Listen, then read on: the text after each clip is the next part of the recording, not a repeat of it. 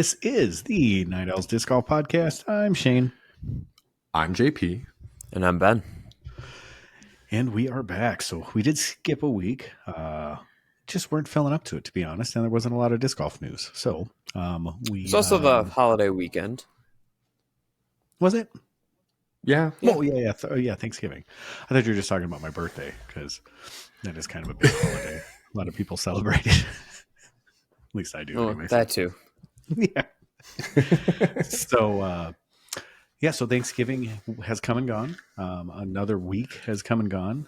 More player trades have happened. Black Friday has come and gone. We're going to have a conversation about that. And then I think outside of that, we started posting a little more diligently on door_disc_golf. And I noticed, JP, you were posting some stuff too on night_al_pod. A little bit, yeah. And then the exciting news, doordisc.com. We are doing a Advent special, is the best name we could come up with.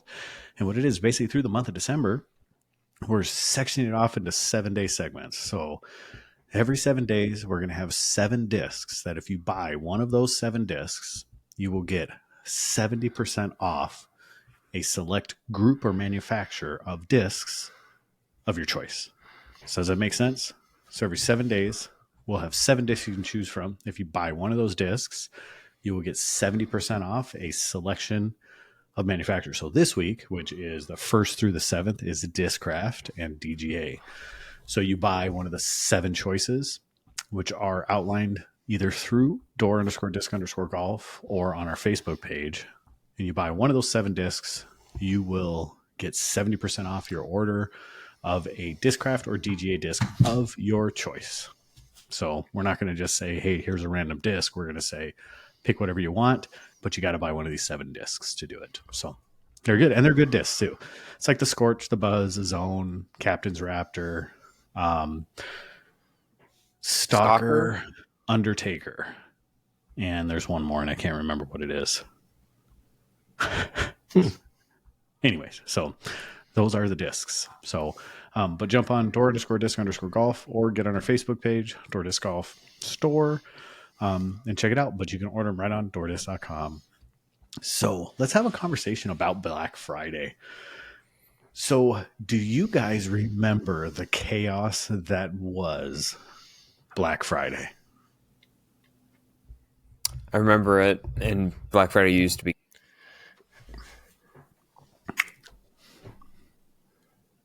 He went black. He went Friday. Yeah, it used to be like Friday. Whoa. That's pretty cool. So, can't even hear Ben. So, oh no, that's a shame. Okay, yeah. I mean, I don't think I ever have gone Black Friday shopping because I always work the day after Thanksgiving. Mm-hmm. But you would see. I remember growing up seeing people getting trampled. Like there'd be like the doorbuster deals where like the doors would just open and there'd be tons of people running to whatever department they wanted. Usually it's like the electronics to get the best deals on like TVs or, whatever electronic goods there are. Then there's people, that are like, oh, I need dishes or whatever, toys, whatever it is. Mm-hmm. And now since they've expanded to the whole month of November, pretty much. And well, even now, the big sales are almost the week before Black Friday even happens.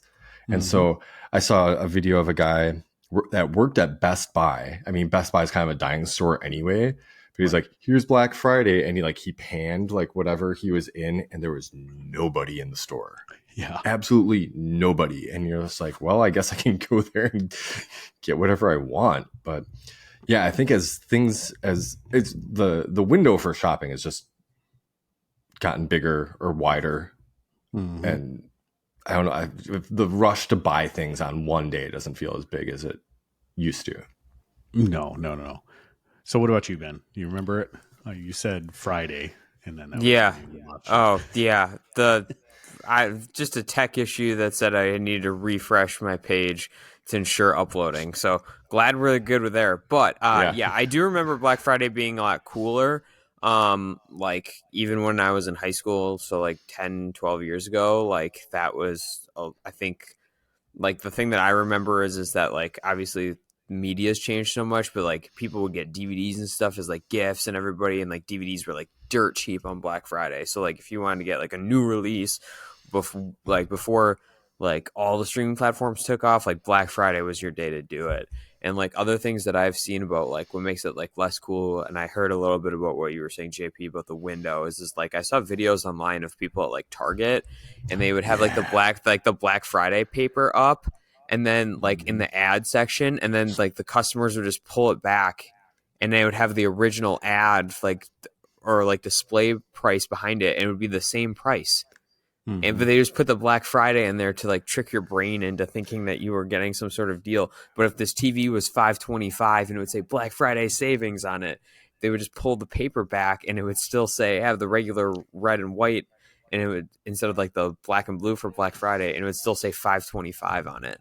So like, yeah, it's like they marked it up like the day of or the day before, and they're like, "Oh, we slashed the price," but it really came down to like whatever the price was originally. Yeah, Trickery. Yeah.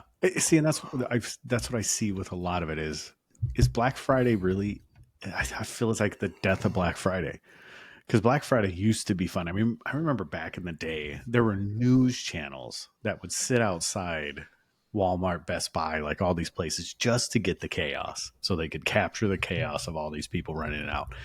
And I remember the big thing back when TVs were like stupid expensive. I remember you couldn't buy a TV for under like $1,000 if it was a flat TV. I mean, 32-inch TV was like $900 and it was like $420, you know. And now you can buy like a 4K for $200, a 60-inch, you know. I mean, maybe not that cheap, but they would have these deals where people would be like kicking grandmas to grab these TVs. Literally, like not even joking, just like kicking grandmas to get these TVs.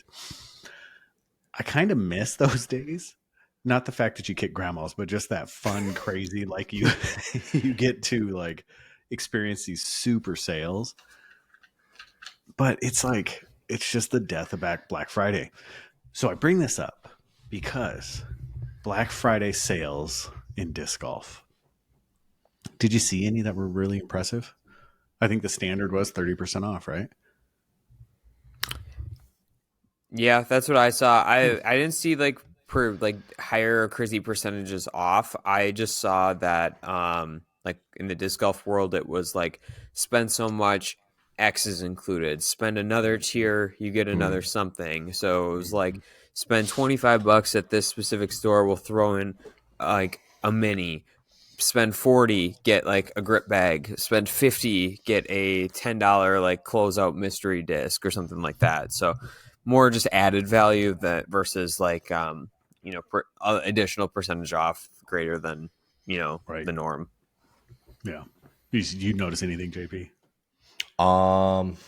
Just what Ben said, but other than that, a lot of people were new releases were out on Black Friday. So it was like obviously MVP had their stuff going on. I think Infinite released a bunch of newer molds that they were touting. They always have like something going on Black Friday. I think I bought a couple things last year that were newer, like plastics, like a metal flake something or other, just like something special that they drop, but I don't remember deals wise, like percentages off or anything that I remember seeing.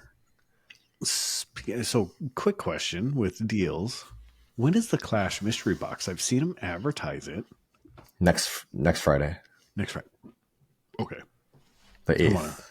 I want to try to get one of those.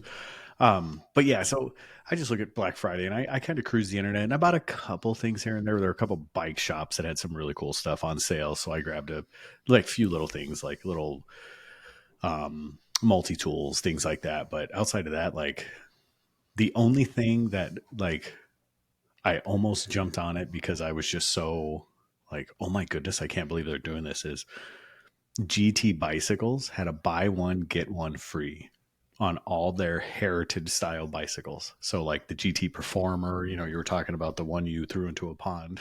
Oh yeah. Dyno VFR. So they had a dyno VFR, like a modern one, but it was the heritage style. They had that for sale, but it was buy one get one free, and it's like $400, and you get a free bike. You can pick any bike of equal or lesser value, and the Whoa. deal's still going on right now. I couldn't believe it, and I was looking around. I'm like, man, I just didn't see anything like that within the disc golf world, you know. And I think just because plastic is so expensive that I didn't see any of those like buy something really awesome, get something really awesome for free, you know. I mean, I saw the stuff like you were talking about, Ben, where you spend 50, you get a mini, you spend, you know, like those type of things, but it was fairly nominal. It wasn't really anything that was like, wow, this is crazy. Yeah. It's not like buy a grip bag, get a grip bag, you know? No, they had That sale, would like be an grip was like insane 30% deal. off. Yeah. That would be an insane deal. Yeah. It would Or if you bought like a AX series and you got a G series or something like that, like, you know? Yes. Yeah. Yeah. So, I mean, so it was kind of neat. I mean, I was really hoping, because I really looked over the webs, the dark webs, and not the real dark webs, but like while I was doing the Black Friday shopping, and Buy one kid, get one free. yeah, exactly. Buy one child, get another. Wow, that's weird. Let's not talk about that. Yeah, no, that's not. So, and we're like next to one of the largest human trafficking highways in the world. It's like one of the most frequented world. I mean, human trafficking. Did you know that? That's crazy. It's so dark. Yeah, that is dark. Scary. Yeah. Hey, JP brought it up. I was just bringing it Yeah. up. Well, I'll steer the ship back. Is like looking at Black Friday stuff. Like at this point in like our disc golf lives, and like obviously Shane, you're a proprietor of a shop. Do you ever just feel like there's just like nothing else you need? Like, do you have that like internal debate with yourself, and then you see something shiny, and you're like, "But I could get it." It's like I don't like. Yeah, let me be frank. Well, I'll be Shane, but I'm going to be honest at the same time. So I have this dilemma with the podcast. I listen to so many other podcasts, like woodworking podcast, mountain bike podcast. I mean, like all these different podcasts. And all these podcasts, you always have these fun, exciting, new things that come, innovative products that actually make a difference in what you're doing. So right now in biking, they're messing with transmissions in bicycles instead of like derailleurs and chain rings. They're dealing with transmissions now. So they're actually starting to put those on bikes. You know, the e-bike fad is coming. You look at woodworking, and there's certain things in woodworking where they have like routers that are CNC based routers where all you have to do is put things on and they'll cut whatever you want as long as the picture is there and you just move slow enough, the router head will move and cut whatever you want to precision. And then there's disc golf. Like I have a hard time sitting back, and I feel like such doomsday. I have a hard time sitting back and going, what's cool in disc golf other than talking about what drama the pros have and where they're moving and what the new same mold that Discraft put out that Clash is coming out with now. You know what I mean? Mm-hmm. Like how can you get hype about all that stuff so many times after so many years now? Remember, this is a long time. Like it's hard to get hype about that stuff. It's hard to get super excited about that stuff. I mean, we love disc golf, so it is, but right, like a new basket or new chain style orientation. Well, I would say like one of the cooler things recently is the tech disc, you know, being able to get that data, you know, like, but it's super expensive, you know, and it's not just like you buy the dot for a specific disc with them. It's like you're buying the disc, like you're buying either a putter, mid, driver with that. And then it's like $300, but you get the data you need for throwing. But then it's like, well, how often are you going to use that product? Right? Like you're using that to fix your whatever issue you have, and it'll tell you, oh, you're so many degrees nose up, you're putting this much spin, you have this much nose angle, whatever it is. And you're going to use that until you fix your thing. Now, maybe you divert back to some of those old habits and you go back and you use it again.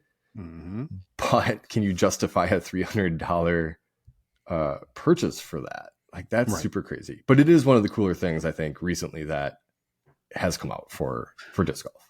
Agreed. Because there was a company, I know it was back in like 16, maybe 17, that had a little pod that you could screw on to the bottom of the disc. And there was a light pod, like a GPS pod, and then there was like a data tracker. And I think it vanished. I think it's like since gone. What's the company that's doing it now? Discmania, right? Yeah, Discmania has something coming out too that I think it was around this time last year, or they're supposed to be coming out soon. Like you could pre-order the disc with the thing. I don't think it's Tech Disc. I think it's another company, but they're supposed to be, and it was cheaper. It was like $100 and some for I think like a DD3 with whatever the chip is or whatever. Yeah. But yeah, that's supposed to be coming out fairly soon. I forgot what the company is. Yeah. I think that's really neat. It's really, really neat, and I think that is the most innovative thing. So, to answer your question, Ben, like, I think that's some of the issues I think that's some of my struggle I have with disc golf is like, how many times can you say that a destroyer is super exciting when the next company comes out with their destroyer? Like, I don't know. There are some things that I have seen personally and have been told about that are pretty exciting, but they're still just a disc. You know what I mean? Like, and it's not like these super innovative, I don't know, like, they're not a disruptor in the industry or the market. Exactly. They're added, you would say that they're added cool factors, but they do not do anything in terms of changing the flight of the disc or anything outside of what's already existing. Right. Exactly. So I think the thing. Oh, go ahead. No, go for it. I was gonna say, I think the thing that I would be super excited about to get in with disc golf would be something disc golf specific, like the Golf TrackMan. Like where it's like a camera setup where you would be able to throw into like a net or whatever, and it would just have like the ability to take all those images and process them very quickly in terms of nose angle, spin rate when you release it. People put like golf simulators or TrackMans or like kind of that technology in their basement. There's indoor golf spots all over the place now. Like those are pretty popular, but I would like to see something specifically for disc golf that would be pretty cool just to be able to, like in the winter, to get some full throws going. Yeah, I like that idea. Like having, or even like the mocap kind of thing that you're talking about. Like you have like your stickman, and you can watch your stickman on like a screen or whatever, and like watch what your body's doing that way. Yeah, that'd be kind of cool. Yeah, that would be cool. If you're hearing, I just saw you mess with your AirPods, or your sounds like dribbling. Yeah, yes, that's what I was like. I was making sure if it was me or not.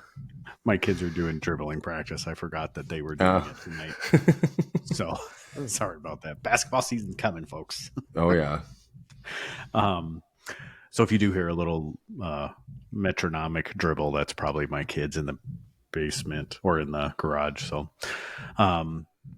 so I don't know. So with the Black Friday and then all this fun stuff, but yeah, I think it would be nice to see something like that where it's a little more tech, and the tech is out there. It's just, is there ever a time that it is going to be acceptable to invest that type of money in it with a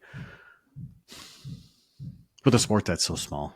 And I don't know if it's ever really going to become that big and that mainstream. I mean, I'm hopeful, just like every disc golfer is, that I hope it gets to there. But are you ever going to have that person spend $1 million to develop something like that? Maybe you have an eccentric millionaire that wants to do it, but I think it goes back to just some things that we have talked about on the podcast before about like sponsorships and other things with the Pro Tour is that you need to find somebody within these companies that has a passion for disc golf, that wants to build these things out as a passion project or their love, versus trying to find a disc golfer that has the capital and the ability to do this on their own. Right. So like one of those golf mocap places, it needs to find somebody that plays disc golf too, that would be like, oh, it'd be really easy for us just to do this. something like that. Yeah. And that's usually how things come about. I mean, like grip 6 or grip 6, right? Grip 6. That's how grip 6 got into it, because they had disc golfers. That's the belts and wallets and all that stuff. That's how they got tied to it. That's how Barbasol got tied to it. That's how, I mean, I'm just trying to think of all these people. Like Arby's was in on it for a little while, and that Johnsonville. or Johnsonville, so you think about all these things. Because they're people that liked disc golf and they were in the community. So I think you're right. I think that's the only way that's probably going to happen, is say, hey, look, boss, we can make an extra $30,000 a year if we do this, then maybe it'll come to light. So is that picking up pretty heavy in the bouncing? A little bit. Give them the no. Okay. If it gets too much, I can give them the no. Just let me know. All right. So after my Black Friday conversation, let's talk about player moves. So, Ben, you said you were going to take over player moves? Yeah, I think the three confirmations, really the only news that kind of came out was the Carries are back with Lone Star, another year deal. As always, with Lone Star, no financial disclosures as terms of compensation. And then we'll just kind of dive into them here first in a second. And then Connor O'Reilly makes the jump from Team Trilogy, really, but he was a Latitude 64 guy who is now also going to be with Team Lone Star. 1 year deal, no financials as well. But we can jump into the Carries. I know, JP, we had kind of went back and forth a little bit in our group text about them, but this wasn't really a surprise to us. No. I think you guys had mentioned that really nobody stood out to really do much of anything to go anywhere else, to get themselves a larger deal somewhere else. And I don't think, as much as I like the folks that you just mentioned, I don't think any of them really did anything to, warrant moving anywhere else and getting any more money for anything. So why not stay with the people that are supporting you? Mm-hmm.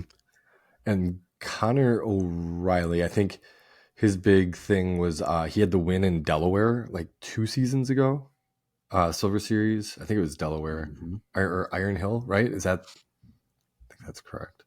I think he's a Texas guy. I mean, if he's moving from Latitude to Lone Star, maybe Latitude's got something bigger lined up that they're trying to make a move there.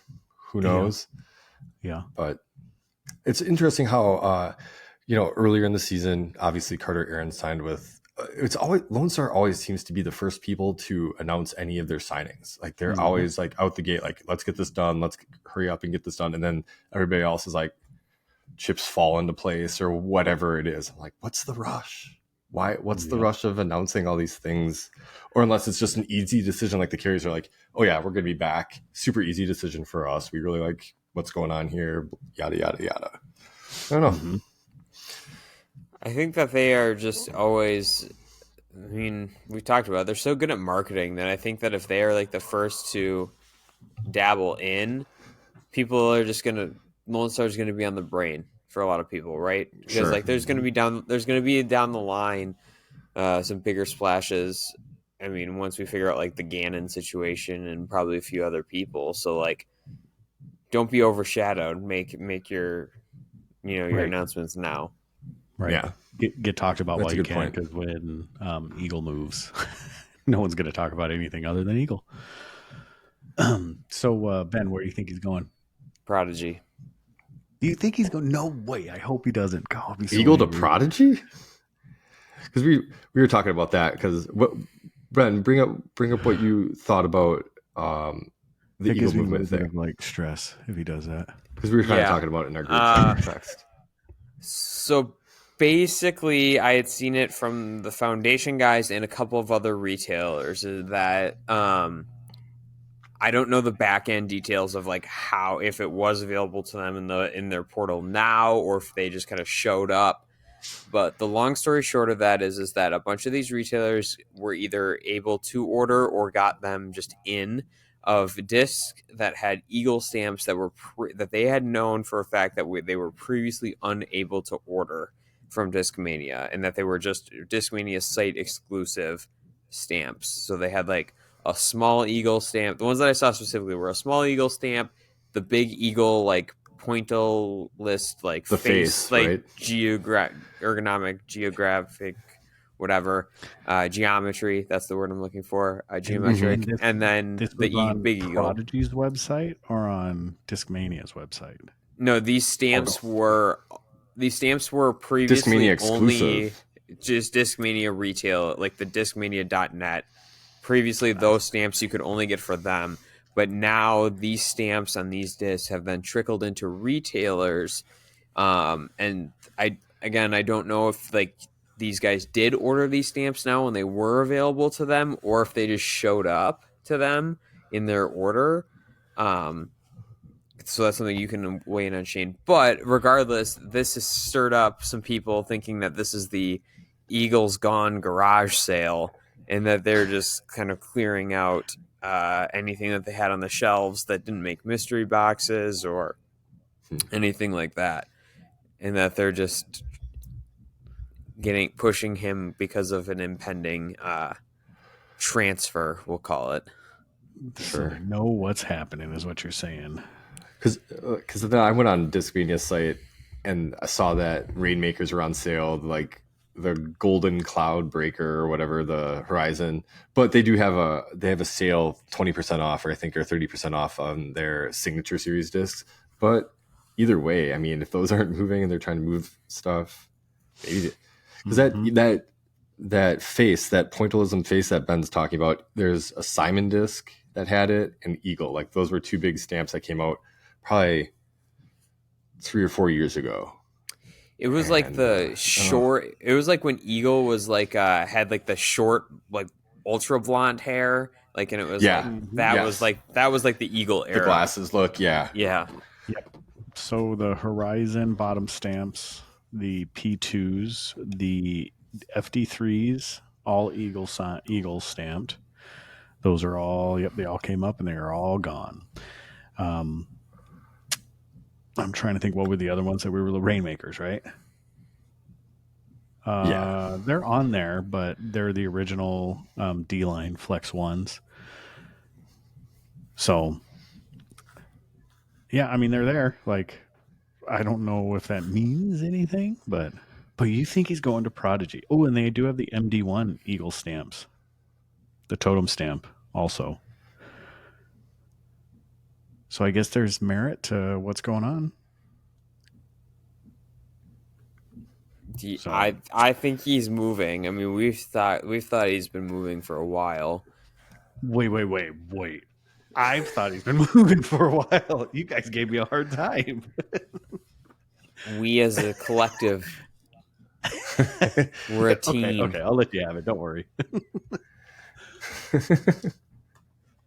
Yeah, so I would like I said, I would like to see him move. I think now is his best opportunity to move. I think now is the best opportunity for a manufacturer to pick him up on what I'll give the air quotes, the cheap.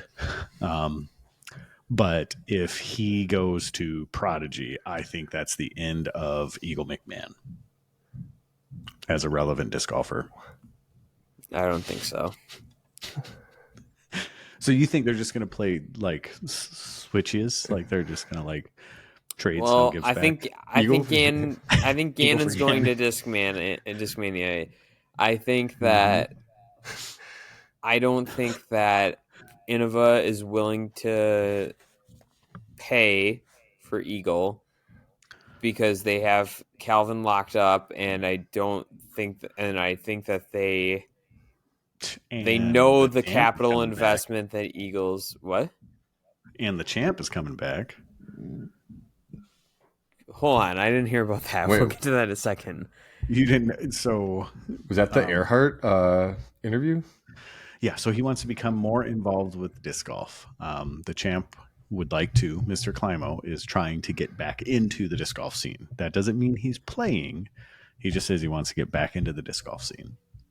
Okay. So, and if Innova had any sense at all, they would support that in any way, shape, or form that they could. Right. My humble Absolutely. Opinion. By the way, I don't know if he stopped smoking or not, but his voice isn't as scratchy as I remember. Just figured I'd throw that one out there. So that's funny. But anyway, right. Eagle not going to Discmania, not going to MVP. I think Prodigy just doesn't pay anybody. Like Alden and Isaac are quote unquote on like rookie contracts, and they produced a world champion and a couple major winners. So, but it still hasn't helped Prodigy's sales. So what do you do to help Prodigy sales? I don't know, man. Like, so no, that's rhetorical. I'm saying you've signed Eagle McMahon. Yeah, because KJ's not doing anything for you. But Eagle does. I mean, we bring in Eagle runs to the shop and they sit. And if you look around, Eagle stuff sits. Yeah, but I still think they over flooded with the Cloudbreakers. The Cloudbreaker releases were just so close together. I was like, oh, Horizon Cloudbreaker, oh, this Cloudbreaker, like the Cloudbreaker, like 4, like Cloudbreaker 3 or 4. Then they had the regular Cloudbreaker. Then they had the Horizon. Like all those within a year. Those just you couldn't almost decide which one to get, or like right. It was just crazy. Yeah. And Rain, I mean, putters, like I never blame anything on putters. Like when putters come out and they don't sell, it never bugs me because putters, like people are so very specific about putters. Yeah. So that doesn't ever really scare me if that happens.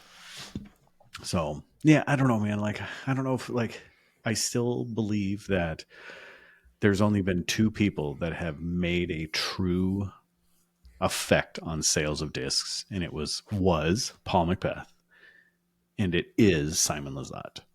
You don't think page moving had an effect?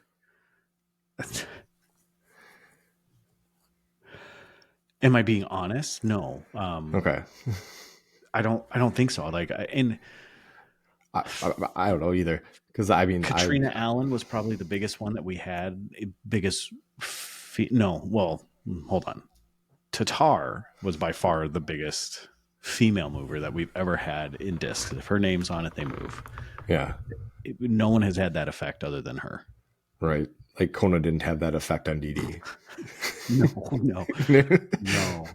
No. And once again, since we're bringing her up, we wish her well. Like we hope she heals well and hope she comes back. And if she can come back in a plane, but if not, hopefully. I feel like she's got a clean bill of health right now. Oh, good. We can start making fun of her again without guilt. But I feel that, she just didn't move She didn't move the needle. I mean, and I don't think Paige Pierce truly moves the needle. Maybe I'm wrong. I mean, I'd like to talk with somebody that knows discraft a little more intimately than I do. But no. I mean, it doesn't make one iota for us. So what do you think Eagle's signature Prodigy disc is going to be?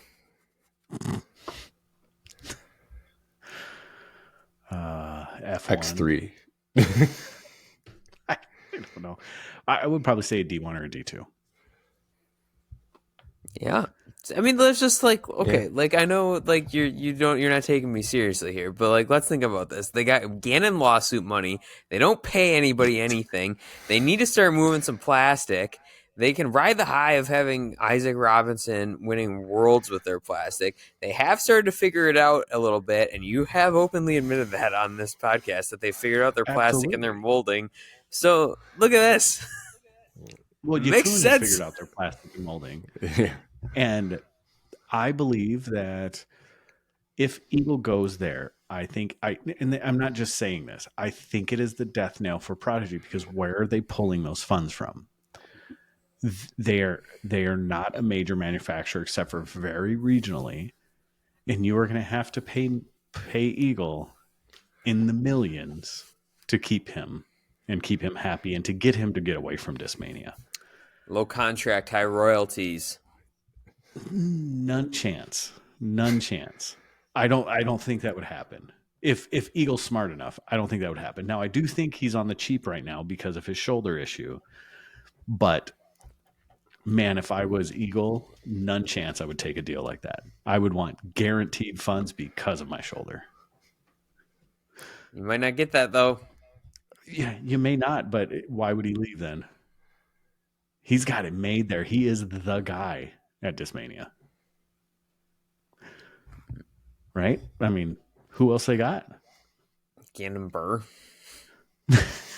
Not yet. Not yet. They will, but not yet. I still think he's going to MVP. I think Simon's like, you got to bring your brother here. None chance either. Okay. JP, who you I think the Simon Eagle thing would be awesome at MVP, but that's a lot of money to get. I like Ben's Prodigy. I like the swap deal of Eagle and Gannon. I think that's interesting. What if like Eagle just moves somewhere within like House of Discs? Like he goes to Lat 64, Castoplast or something like that. Yeah. Maybe he's going to Clash. He does. I'm going to debunk that right now because Bobby would have been like he would have, as Bobby plays coy a lot, but Bobby would have been like saying like big things happening to the roster. You got to be on the lookout, or like he would have. I feel like there would have been like more oomph behind some of his stuff if they were doing a big roster shakeup. I think he is in the know more than almost anybody in the U.S. when it comes to Clash, but I don't think he's in the know that much. I don't think he's talking contracts. Mm-hmm. I'm just being not anymore. I'm just being. What do you mean not anymore? Well, last year he was posting stuff that he was doing interviews and he was on calls with players. Like he was on like that was for his U.S. team, yeah, like an ambassador team. So he was doing a call. Like he posted on his social last year that he was on a Zoom call with Eric. Oh yeah. Well, that connection, yeah. So I don't know, man. Like it was more of a joke about going to Clash, but can you honestly see him going to Lat 64 because they do not have a top tier male on their team, right? I mean, who would they have? Albert Tom, Johnny McRae, Silver. I mean, they had Colin O'Reilly, Silver Lat, Tristan Tanner. But once again, I mean, you're still. When was the last time you saw one of those guys even come podium? Yeah. You know, Albert Tom, he came podium in big throws, right? But that was it. And Johnny McRae, I mean, I love Johnny McRae.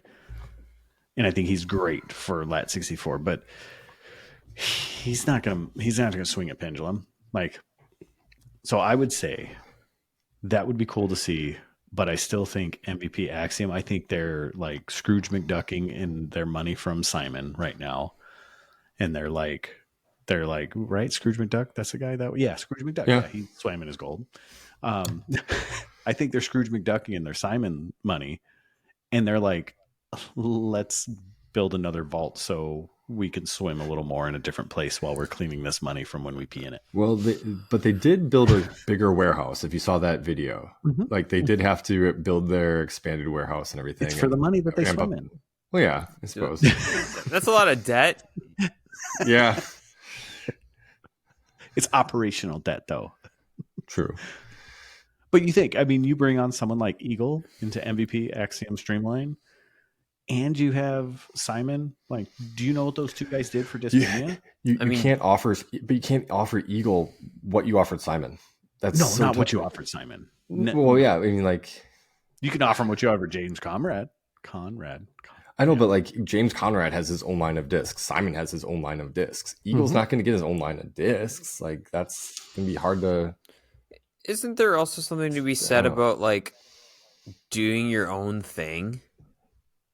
Like do you No, I'm saying like do you do you really want to just do the Crush Boys again? Do you really want to be another, like, just like, you know what I mean? Like, do you, like, I understand, like, he has a great dynamic with 10 Simon, mil, 10 years? Yes. but we just established that that's not going to happen. So, like, why would you go be the second guy? Like, why would you want to be the second guy again to Simon? Like, it just doesn't make, like, that doesn't make sense to me. Like, I feel like he is smart enough to go beat the guy somewhere. But look at the trend of Simon's post, man. He's becoming the cranky old guy. Think about it. He's talking about, like, all the things that need to change. Yeah, but you know who else was doing that before? Brody Smith. Who's that? Exactly. Well, yeah, but he already is the old guy. He just came in late. Exactly. So he came in the old guy. And think about Paul Macbeth. Think about the stuff Paul Macbeth speaks up about. He's a cranky old guy. So we need that second generation. You're not and Eagle can go join the happy young guys at Prodigy. Or Lone Star. No. Oh my. Eagle wants to be the guy, not one of 74,000. Their team's not that big, okay? Okay, sorry. 2,200. It's probably bigger than that. So 2,201 dogs, sorry. Dalmatians. I was going to bring up too, because we were talking about Prodigy. One move that happened as well that happened while we were away was Lieke Lorenzen said she was leaving Prodigy. Yeah. Where's Bradley Williams? I feel like she's going. She has to be going to Innova, and Innova's been known for doing well on the FPO side, as far as getting new FPO. Yeah, that's true. I thought that she would do well at Clash or with one of the House of Discs companies. I feel like Clash, they have Erica Stinchcombe. That's really their only, besides some European players, that she's like the lone, like, kind of face and like, but I feel like now? Who? Luque. She was with Prodigy. She's not with anybody now. Before she was with Prodigy, I think she was with Lat 64. Oh yeah, that could be. I'm pretty sure she was Lat 64 before that. That could be. Mostly European too. Like, I think she started kind of coming over here 2022. Mm-hmm. But yeah, I thought Clash, that gives them another FPO face at least over here. Mm-hmm. Someone that's like a little more full-time touring. Mm-hmm. And she's doing better and better. I mean, yeah, she's not lighting it up yet. I would never say she's one of the best FPO players, but she's in that second tier for sure. Oh, what were we talking about, by the way? Old player moves. Is that all we got for player moves? Yeah, seems that way. This is. I love this episode. This is fantastic so far. This is very like shiny object. So this is awesome. All right. Well, if shiny object, let's talk about Tattar. We're skipping around a little bit. We'll do rules updates at the end. Let's talk about Black Friday conversations and then innovative things. We were talking about how disc golf doesn't have anything innovative and it's hard to get excited about things. So the last thing I got excited about was Ideo shoes. So Ideo, Ben, this is your words. They're not as fun as JP's deuces in the toilet, but is Ideo the biggest disc golf fail that has happened? Like brand or like product wise? Yeah. I don't think it is, but is it a fail?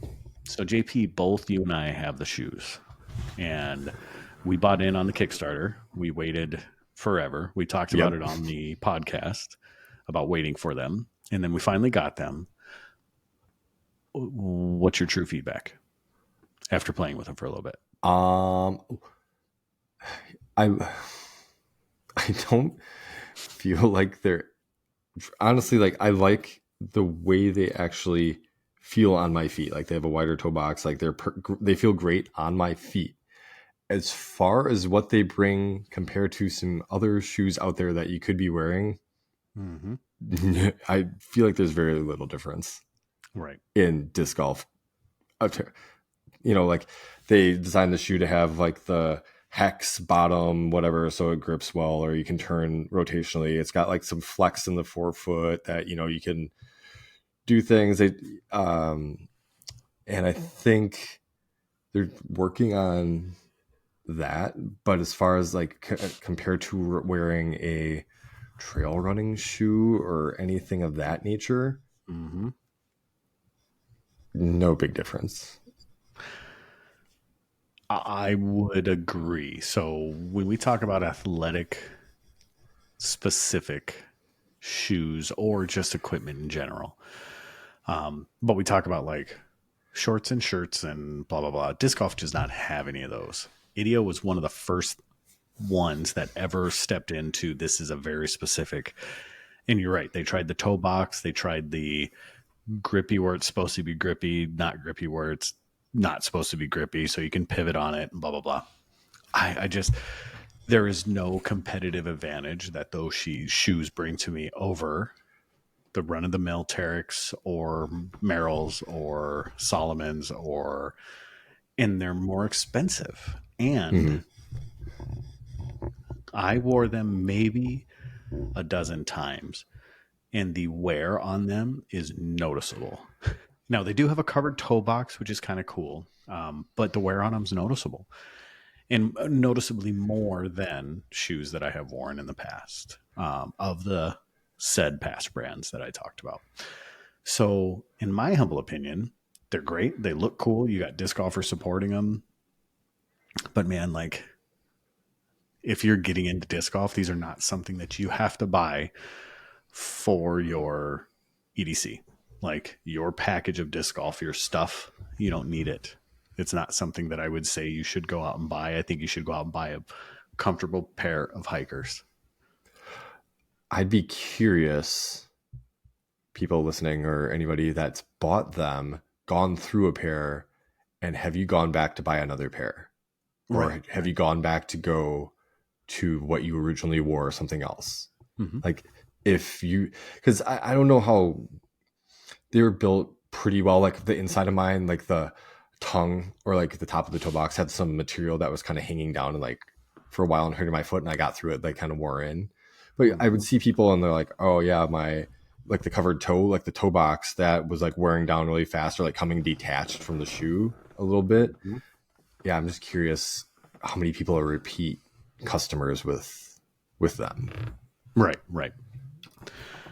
I don't know. And even when I go out to tournaments, now I didn't go to a lot of tournaments last year, but the year before, and they were available the year before, I didn't see many of them. I didn't see many at all. You know, I honestly kind of felt weird the couple tournaments I wore mine, but I wouldn't wear them in really wet places because they're not too grippy in wet places. You know, at least that's my experience. I felt like I couldn't get a good. I threw on some dewy grass a couple times when I'd get out in the morning, you know, and like in the summer, and I really felt like my foot would slip, like my, you know, brace leg would actually slip a little when I'd brace, and you know, you'd turn funny or something, and yeah. I wouldn't get a good purchase on the ground with them. So, so biggest disc golf fail. I think that they accomplished 30% of what they were hoping for. I don't take anything away from the company. I think there's some improvements to be made. I think they can get to about 50% of what they are intended for, but I just don't think that there is any competition or advantage in it. I mean, what are shoes going to do for us more than what a normal pair of shoes will? My biggest thing is just that, like, if I'm buying a specialty shoe, I want to try it on, and like if it's just in an online marketplace, or I'm not available if they are like vending at the Pro Tour, then I'm not going to invest the money in a $150 shoe. You know. Yeah. And from what I understand, they did pretty well. I mean, they had a hard time keeping up with production. It would be nothing that I don't think I would ever try to carry in the shop, because I feel like that would be something that would sit forever because they're very specific. And like all the sizes that I would have to carry, it just wouldn't make sense in a retail shop, a disc golf retail shop. So, you know, if you had a broader expanse of athletic gear, then maybe, but I don't know. So, yeah, so I would say I give him a 30% thumbs up. Here, I give him the broken thumbs up. Still a thumb, but it's the broken thumbs up. So, all right. For those of you that don't have the visual, I have a giant nasty thumb right now because I dropped an electric motor on it, a 48-pound electric motor on it, and broke the tip of it. So it looks really good. All right. So next thing we're going to talk about, Tattar. Tattar did a little soiree on the Latitude 64, and she kind of basically opened up about her and her life. And come to think about it, she really hasn't done any of that. She doesn't use any of her past or her, like, she never talks about it in an interview. She never does anything. And she's very specifically asked about it. And she actually opened up to it. I thought it was refreshing. I thought the value there was really good. And it was really nice to see someone talk about their past experiences.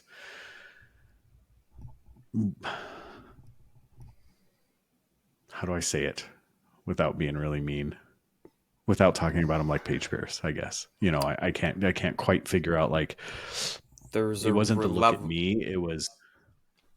There's just a level of rawness and realness, and not trying to sell yourself or, I'll just be frank. Like, there wasn't really this persona.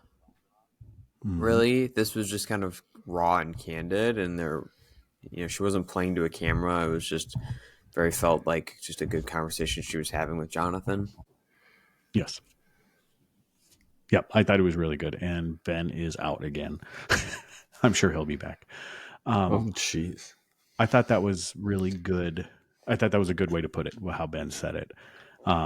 Because I think Paige Pierce, there was a focus in what she did. And we've talked about this before. She was promoting herself. I don't think there was any of that in the interview with Jonathan. I don't know if you felt that way or not, JP. I did not get a chance to see it. So I don't have much to contribute on that front. But like Batten brought up the fact that she talked about having a brother, which was interesting. Recently she was on social media talking about she just like got sick all of a sudden, and how she's been like doing stuff nonstop recently, not necessarily disc golf related, but just keeping busy with activities. And so it's nice to see that she is like, life outside of disc golf is like interesting. I mean, she was also named one of the most influential, I think like one of the top 100 influential people in Estonia. Like, that's pretty wild. That's pretty cool to know that a disc golfer has that level of influence in a country. Like, that's wild. Yeah. Yeah, absolutely. Yeah. And I thought it was neat to see how, and some of the international students that we bring in, they have very similar stories to Kristin Tattar. So it seems like when they're there, if you are from an athletic family, these are the things that you really focus on. Like, there is no life outside of these things that you do. Like, we had a pianist that was, and I don't want to say no life, but the focus of your life was revolved around these things. And that was kind of the same thing that Tattar said, is Tattar said that she was an athlete her entire life. Her parents were athletes. Her brother was an athlete. So their whole family, everything revolved around being athletic. And there was a lot of accomplishments in her family. And I think a lot of that was expected, but also loved in her family. Like, that's what they loved doing, was these things. So I thought it was pretty cool. It seems pretty neat, pretty exciting. She started out cross-country skiing competitively, like super fun style, and then she just realized that she was never going to be good. She was never going to be as good as she was hoping to be. And then she found disc golf, playing on the ski hills that she was skiing on, and then that was that. So, because she was she went and became a ski instructor or something like that, and then she found disc golf, and that was kind of how it went from there. So Yeah, and she won her very first year. She won national title there or something like that. Wasn't that how it went, Ben? Yeah, she very quickly became very successful in Estonia, Mm-hmm. and I think she was just like the catalyst as well for big Estonian disc golf boom. Mm-hmm. Mm-hmm. So there you go.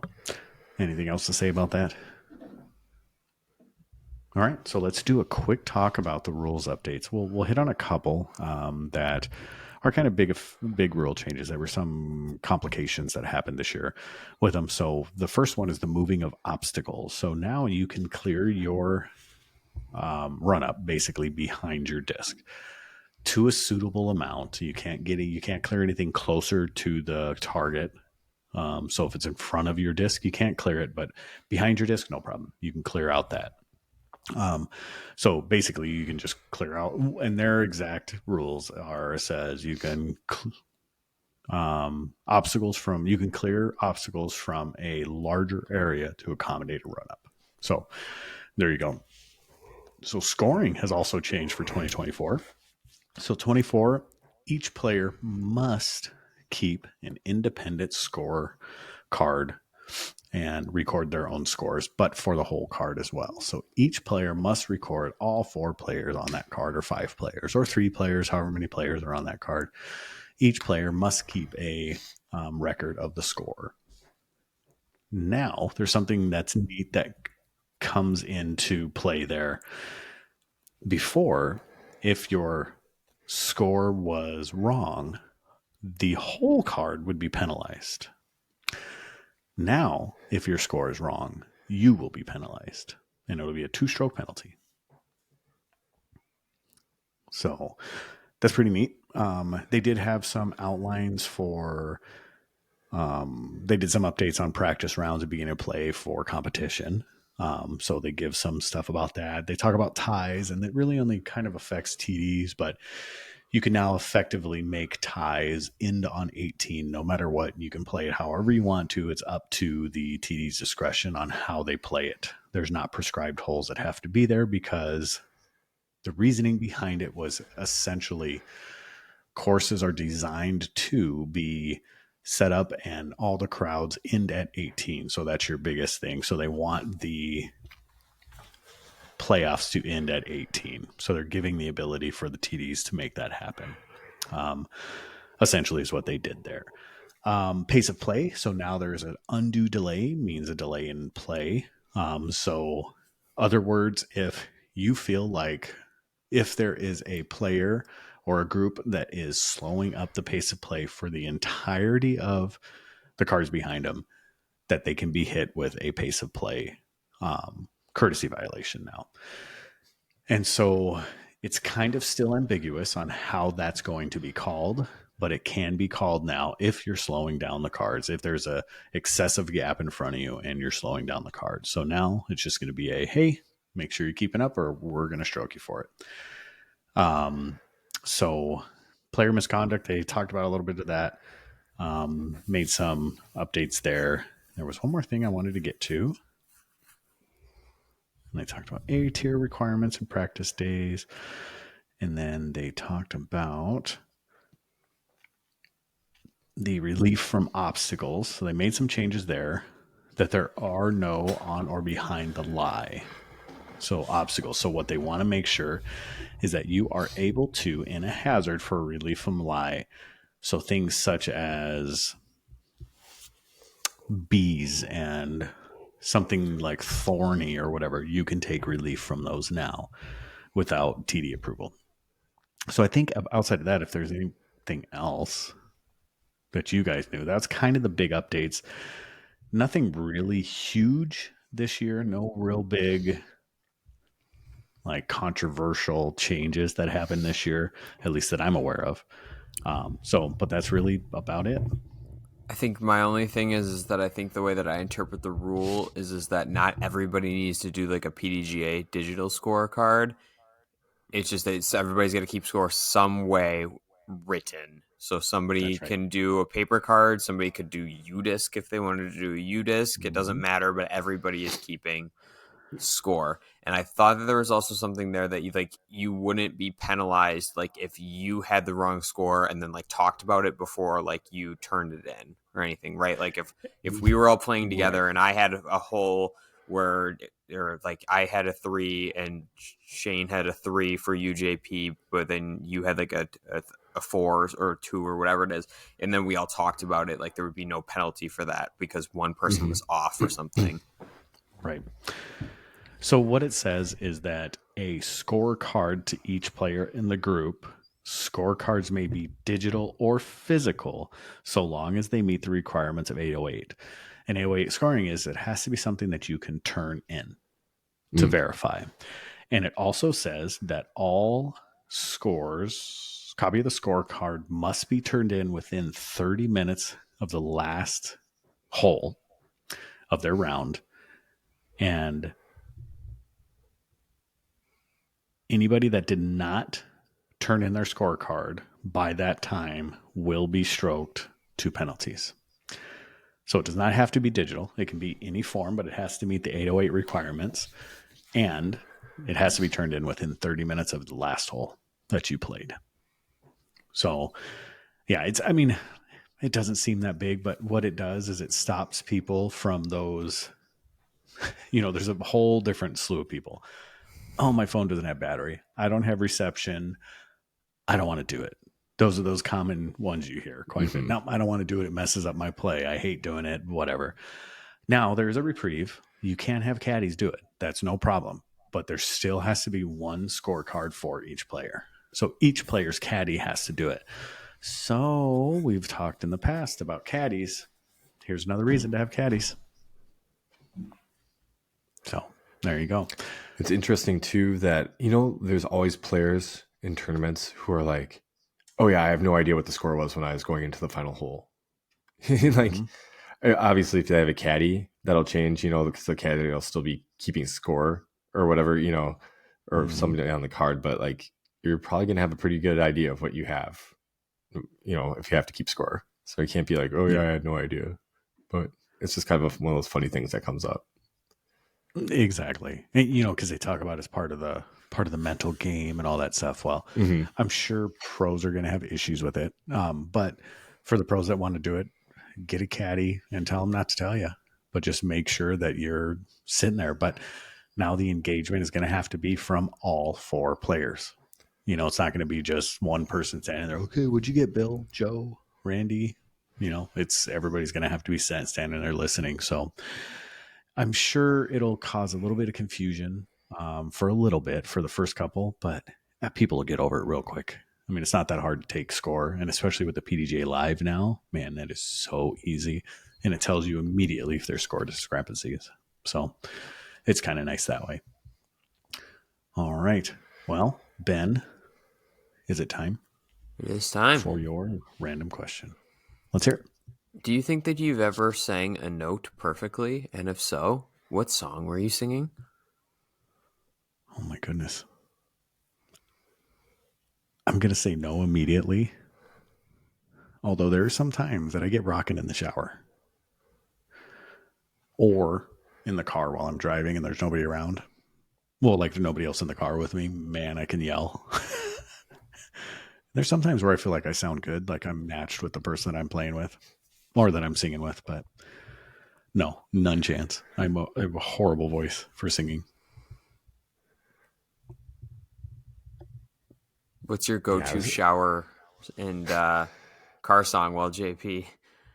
And we'll have JP go, and then you guys both can think about that one too. So for the last 4 mornings, I've been singing Hallelujah. The Pentatonics Hallelujah. I do. You know what I'm talking about? Yes. That one. That's my go-to right now, presently. All right. Let's go, JP. Let's hear it. Yeah, probably not. I was in choir in middle school, and then I took 1 year of choir to fulfill some kind of requirement in high school. But I don't think I ever probably have sang anything remotely perfect or come close, but probably no perfect note. Same thing with like playing an instrument. I played saxophone for a while, and it would be like, you move your mouthpiece in or out, based upon if something's sharp or flat, and then like the band leader's like, oh yeah, you're on pitch or whatever. But like really, like you're as close to pitch as possible, probably not perfect pitch. So yeah, I'd probably say not close. What about you, Ben? Oh, wait, hold on. Sorry. No. Go, JP. You had more. No, I was trying to think of a song, but I can't think of one right off the top of my head right now. You drive around all day, too. You don't get into it sometimes and just start singing like crazy? I listen to podcasts. I don't have music on. So I don't listen to music the whole time. In between while I'm on the road. I just want mindless stuff. Like, well, not that music isn't mindless, but at least like I feel like there's conversation happening while and there's somebody else in the car with me while I'm driving around. Yeah, zero chance I've ever sang anything perfectly. I have a terrible voice. Sounds like animals dying when I'm singing. However, there is one song that I will belt out anytime it comes on my Spotify mix, and that's One Headlight. Taylor Swift's love song. Oh, no, One Headlight by the Wallflowers. Jacob Dylan. One Headlight by the Wallflowers. That's your hype song, huh? I don't know if it's like a hype song, but I do remember the summer it came on, and I like hadn't heard it in a while. And I don't like listen to it frequently, but it'll come up on like just my Spotify like radio mix that plays things. Like it has like an AI feature that like plays songs. And one time I was at a red light and I freaked out, and I had the windows down, and it was in the summer, and I had to freak out. And then the woman at the red light like looked over at me while I'm like yelling and singing this song. Nice. That's awesome while you're singing it. JP is peeing, so if we listen real closely, we might be able to hear him. But yeah, that is so Sweet Home Alabama. I'm not from Alabama. As a matter of fact, I've only been there twice in my life. But for some reason, when that song would come on, my college roommate and I, Brad Cordell, we would take, because I mean, I'm not wearing a hat right now, but I almost always wear a hat, and I have since I was like 12 years old. And we would take our hats off, and we would just like respect the song and sing it. I don't know why. It was just a thing we did. And every time it came on, didn't matter where we were, if we were in the bar, wherever it was. Yes, I used to go to a bar. It was a couple bars. So I go to too many bars, and not that's just for work purposes all the time. That's what he says. He calls it work. We'll give the air quotes up again. It is work. I've been in more dive bars at 10 a.m. than I care to admit. And that's when they have the lights up a little bit too, and you're like, oh man. It's that white soft underbelly. Yeah. So shop updates we'll get to. So we do have some new stuff in the shop. We do have the Clash Wild Honeys Double Steady, which is their kind of inlaid process with our wild honeys. They're in stock, and I think we maybe have 10, 12 of them left. We do have the sale going on, that 777 Advent sale all the way through December. So first 7 days of Discraft, and then we will start releasing the next 7 days. We have it all planned out. We just got to do some reels, things like that. But every 7 days, we will have different manufacturers, and we will choose something from every one. And if you spend, or if you buy one of the 7 discs, you get 70% off a disc of your choice in those manufacturers. And then that'll happen every 7 days. So go on in there and check that out. And I think outside of that, just doordisc.com, check us out. And do you find folks have anything inspirational or thought-provoking to leave us with? Did we do throw hanger flip? No, we didn't. Should we do that real quick? Yeah, I just bought a double steady, honey. You bought a double steady, honey? Okay. Yeah. JP, I saw that you bought quite a bit of stuff actually. So let's have this conversation. Did. Okay. Let's see. Last week I had bought 2 of the special edition time lapse. Mm-hmm. And then I went in the store and I had money left over on my account from turning discs in, and I bought a Gyropalooza box. Heck yeah. Almost like half off, I would say, which was a really good deal. And then I bought double studied wild honeys because there's a conversation on the MVP, or not MVP, I forgot what Clash Facebook group today that are like, someone was asking about it. I was like, I don't know. As far as I know, these are pretty limited edition. Like, who knows when they'll get made again? And I really didn't want to buy any, but I was like, if this is a once in like a lifetime kind of disc or whatever it is, but it might be just worth to have. So they will not be made again. Yeah. That's cool. Just giving you confirmation. So, yeah, I mean that's worth owning for sure. Yep. They are pricey, but they will not be made again. That very specific way that they are doing the double steady, they will not be made that way ever again.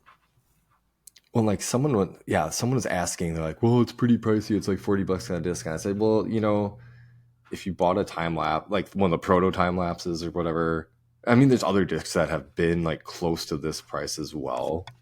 Mm-hmm. I mean, it's just the way plastic is going lately. So yeah, that's it is. And I mainly bought, some of the discs in the Gyro box are cool. Like the Gyropalooza box are cool. Like definitely the Eclipse glitch, cool. It's heavier. Like it looks cool. Obviously the Detour, that's a big deal. Mm-hmm.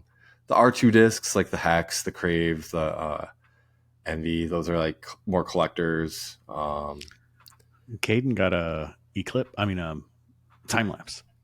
I got a time lapse as well. Like it's a stock run, lab second. I think a lot of people got them. There's a couple boxes I saw online that people were getting proto time lapses in theirs. Mm-hmm. Not lab second, like legit proto time lapses. A couple people got tempos, like the approach disc. Mm-hmm. So I didn't know those were in there, but there's some pretty cool discs. Got one of those as well. Yep. Tempo. Yeah, that's cool. Yep. And then there's a lot of people that were really disappointed in their boxes as well. Like I don't know what people were expecting to get outside of, but they're like, oh, I didn't get anything I normally throw or whatever. I'm like, that's the risk you take. And a lot of people too are bought. I didn't buy one, but a lot of people I saw Discmania wise were buying the mystery boxes and complaining about they bought a bundle. They bought 2 boxes and they ended up getting double the same, stones or whatever they bought. And Discmania claimed that if you bought 2 boxes, that wouldn't happen, and people were kind of upset about it. Well, especially why Eagles going to Prodigy. He's a man of the people. He's a man of the people. Doesn't trust anybody in these stones. Exactly. Everybody was all. Why would I want to throw a stone? Yeah, exactly. Oh, I love it. All right. I did not buy anything. Oh, well, no, I did buy a time. No, what did I buy? More judges. I bought the time lapse. I did buy the time lapse, and I did buy 6 judges. So the best deal that I saw during Black Friday was they had buy one, get one free for a select number of like Supreme line discs. And they had some Supreme judges that they put back up on the site. And I was like, yes, please. I'll buy 6 of the same. So I bought 3 and then got 3 free. So I got 6 discs. I got 6 judges. So now I have like 80 some judges. No, I bet you it's in the 50s though. I bet you I have 50 judges. And I do have a first run judge that I came across recently. It's sitting right up there in front of you, JP. So in 2024, we need to have the Shane Solomon Memorial Judge Championships. Oh, see, I would love to have a judge off. I would. That'd be interesting. I would even allow the pseudo judges like the EMAX. I would allow those as well, but that would be fun, actually. I could show people how to play with a judge.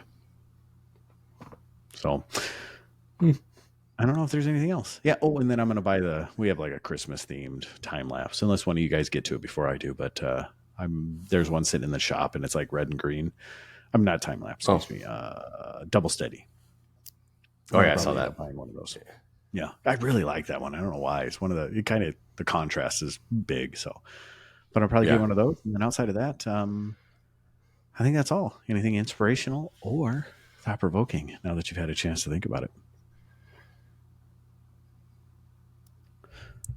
Take care of yourself. Holidays can be very mentally exhausting. Do what you got to do. Take care of yourself, especially in cold and flu season. There you go. Lots of vitamin C. What about you, JP? Anything? No, I don't have anything right now. Make sure that you take your vitamin D, because I was having some really goofy issues and did some tests for vitamin D.